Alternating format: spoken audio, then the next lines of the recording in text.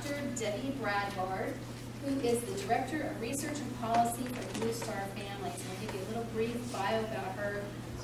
Dr. Bradward joined Blue Star Families in October 2012, and she has been serving as the Director of the Department of Research and Policy since February 2014. She received her PhD in Counseling Psychology from Auburn University, where she also completed specialized coursework and clinical training in marriage and family therapy. She has served as one of the primary authors of the Blue Star Families Annual Lifestyle Survey, whose results have influenced policy on mental health, spouse employment, and military child education.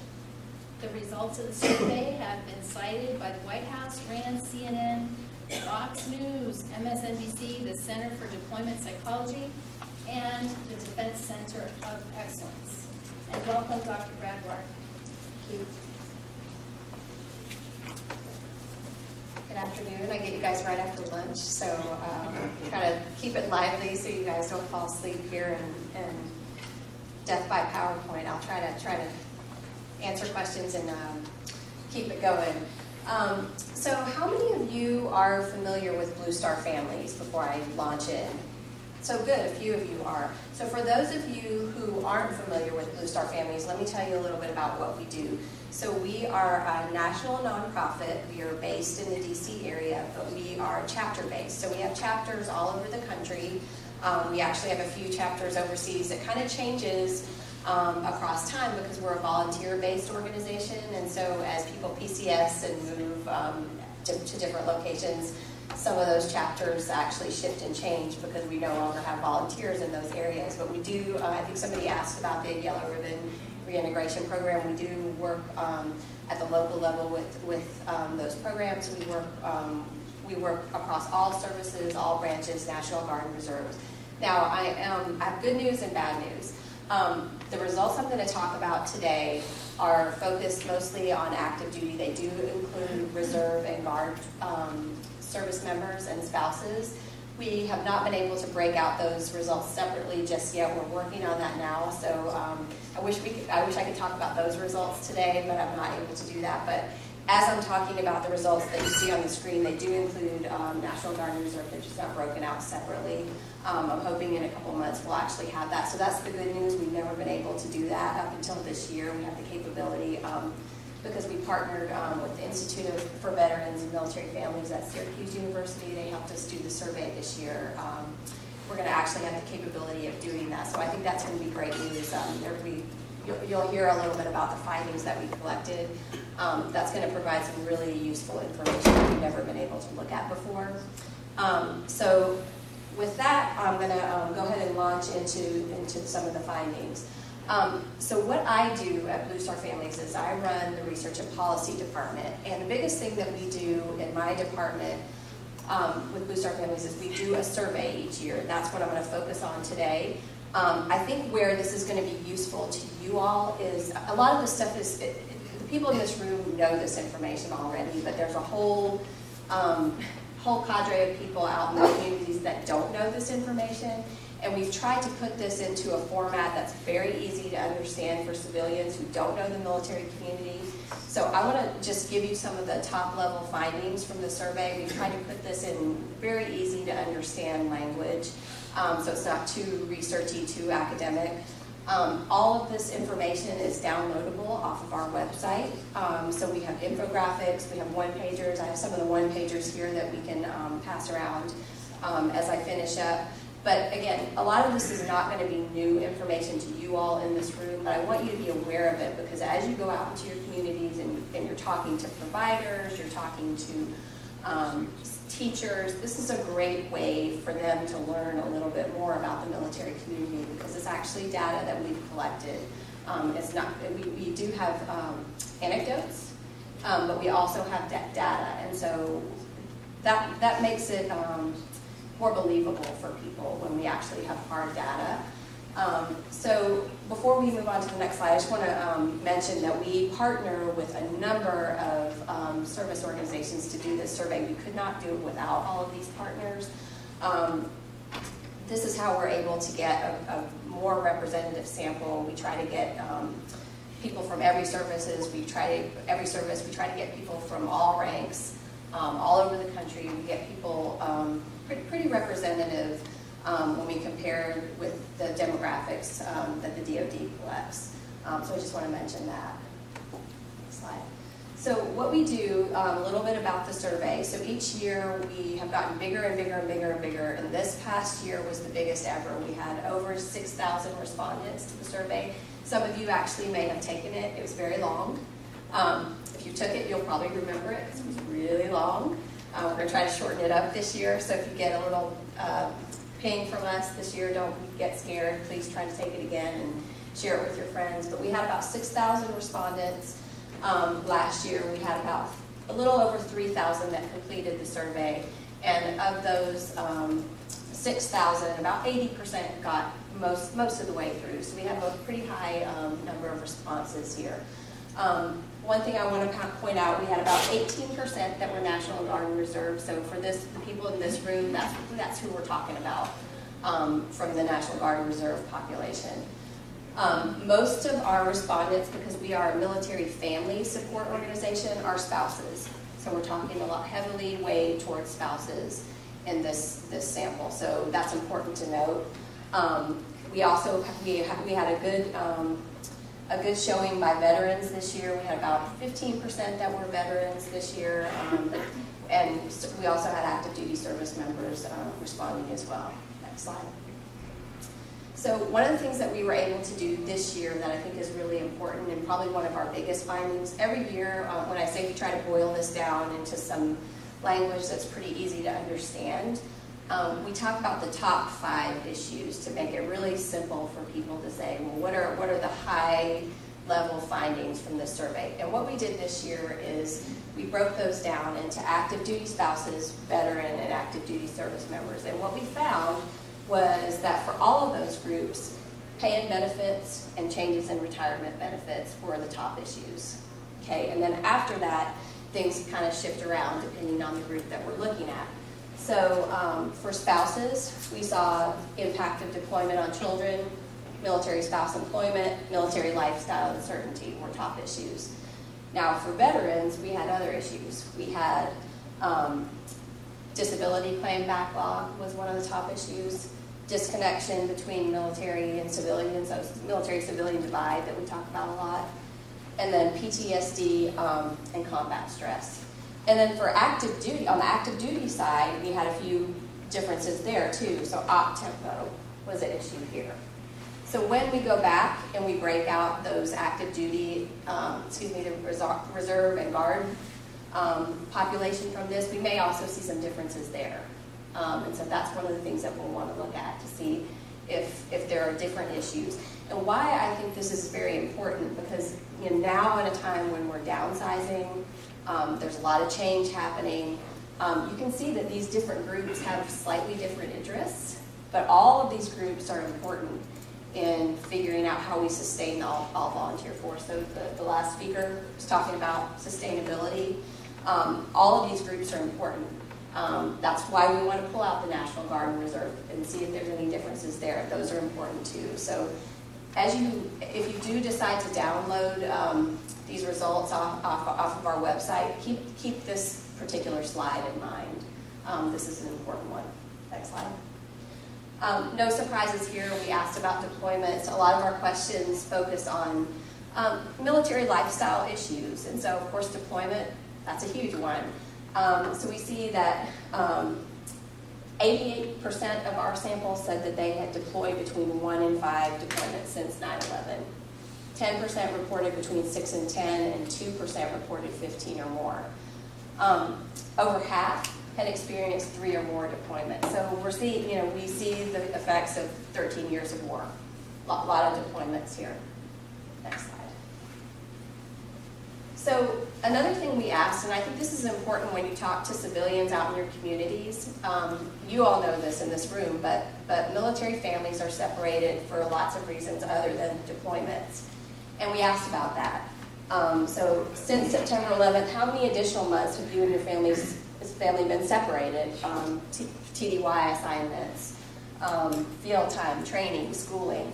And you see here, You know, a lot of this separation is not due to deployments. So I think this is an important thing when you go out and you talk to your communities. This is something that we want to also keep in mind. It's not just deployments that are separating families. Geobatching, another thing. Anybody familiar with this term, geobatching? I know, I talked to a lot of people that they don't know this term. So geobatching, one of those military terms that comes up, people who decide to live separately voluntarily. Maybe for, you know, kids are going to school in a place where they're comfortable and they don't want to move. So one side of the family stays put while the other, you know, the service member PCSs. Or, you know, a spouse has a great job, and they don't want to move or live separately, so they decide to live in two separate locations. Or maybe the family has gotten PCS orders and they're only for a year, so it doesn't make sense for the family to move. So what we see is most families don't decide to do this, but there are a few that do. 76% say they never decided to do this, but 24% said that they had, so a fourth. And the top reasons were military orders weren't long enough, child education, and spouse career were some of the top reasons there. Next slide. So one of the things that we asked about, and this is another one we want to look specifically for National Guard and Reserve, we looked at stressors and how stressed our respondents on the survey were. And really most of our respondents said that they were doing pretty well. You know, of the service members, 70% said they felt like they were confident, they were able to handle problems. 74% of spouses said that. When you look down here, though, so that's a positive, and we look at the negative here. About a third said, you know, I'm feeling stressed most of the time. So we've got a chunk of this population that's feeling some stress, and they're feeling it a lot of the time. And so, again, as you're going out into your communities, that's, you know, 39%. That's a lot of people. In this sample, we're looking at 3,035 spouses and 771 service members. So we're talking about a lot of people here. So that puts it into perspective. Next slide. We asked about stressors. What were the specific stressors during the time these respondents have been associated with the military? No surprises here. Deployments and separation was the top issue. I don't know if this will be a surprise to you all or not, but financial stress for spouses and service members, almost 50%, 49% of each said financial stressors were one of their top stressors during their time in the military. So again, as you're going out and talking to your communities, this is a place where we can really have an impact, I think. Sometimes this is low-hanging fruit. Some of these problems are not easy to solve, but some of them are. And the resources already exist in communities to get people help. So I think this is a way we can all have an impact. Employment and work stress, also a top stressor. And then isolation. I think this is another way where we can work with communities and make an impact. One of the things we asked was, why did you join the military? And this is no surprise here. The first reason, the top reason, is to serve their country. I think if most of us, you know, we're just sitting around the bar talking, that's what we would say, right? But the second one, to improve overall life circumstances, that's the second highest. And then to receive educational benefits. And this third one, I think, is very important, because if that is a top reason why people are joining the military, and we're starting to have conversations about how are benefits going to change, what are we going to have to cut, if this is a driver for people joining the military, and we're talking about cutting, that could be significant. So this is an important thing to keep in mind. We asked about financial readiness and what were the obstacles for financial readiness. Military spouse employment, 40% said was an obstacle. Now remember, our population was 70% spouses, so that's probably a little bit skewed by that. But I think those of you who are working, looking at transition, I think we now know that the spouse having a job while that veteran, that service member is transitioning is a really important part of that transition, and I think this is going to become even more of a hot button topic as more people transition out. Uncertainty in the military life and uncertainty and potential change in benefits were also other top financial stressors. And one thing to keep in mind too as we look at this, when we fielded this survey, this was when all the talk about COLA cuts was happening. This was sort of right in the middle of that. So that probably influenced some of these answers. So that's just something to sort of keep in mind. Back to spouse employment, we asked a few questions about spouse employment. About 57% said no, they were not employed, and then 19% said part-time and 24% said full-time. Of the 57% who were not working, 58% reported that they would like to be. So fairly high percentage would like to be employed. What we find is that the PCS moves, living in maybe remote locations, not being in a location long enough really impacts whether spouses can pursue careers or stay in careers long term. Next slide. A few things about children. We asked both positive and negative impacts of deployment, and we heard about both. So we often hear about the negative impacts. There's also a lot of positive impacts, and that's the good news. So parents who answered our survey talked about adaptability, independence, personal growth, increased resilience, pride in their service member, leadership. A lot of, when we asked open-ended questions, we had parents who talked about how culturally aware their children were, sort of adaptable. So these are things, also, again, as you go out and talk to your communities, we oftentimes talk about all the negative things. These are some positive things that we can also talk about. Next slide. And then we have the negative. The top thing that we hear from year to year about military children is separation anxiety. So that is pretty consistent from year to year, that's what parents say is the top issue for their children. Worry and irritability kind of go along with that, I think. So again, as you're working with your communities, these are also things to make teachers aware of, and other providers who are working with our military children. Caregiving, this is certainly becoming a bigger and bigger issue. As the war winds down, we're finding more and more of our military families are caregivers. We found that 15% of our respondents were spending 40 or more hours a week providing care, so the equivalent of a full-time job. So this is certainly a special population in our communities that really needs some attention. Oftentimes they're isolated, and there's not a lot of resources for them in the community. Can I ask you a question? Did you break that down? Did they caretake for their children, for their parents, for their spouse? We did. I don't have that here, but we did break it down. Yes. And quite a few of the caregivers that we looked at, we did break it down. Quite a few are caregivers for children.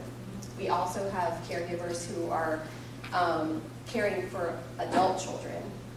We also have, I mean, it runs a full spectrum. Parents, and then what we also are finding, and you'll see this like in the RAND report, the caregiving report, where this generation of caregivers, we usually think of caregivers as, caring for an elderly parent maybe. This generation of post 9/11 caregivers in the military community, it really runs a gamut. It can be a parent caring for a veteran, a service member, or a sibling, or a friend, or a neighbor. It's not your traditional people that we normally think about. And so when we look at that and we break it down, those different people need different things. Next slide. I'm going to speed up because we're getting to the end here and I want to leave some time for questions. But we did ask about suicide. This is obviously a huge issue in our community. One of the things that we looked at is we wanted to look at military family suicide.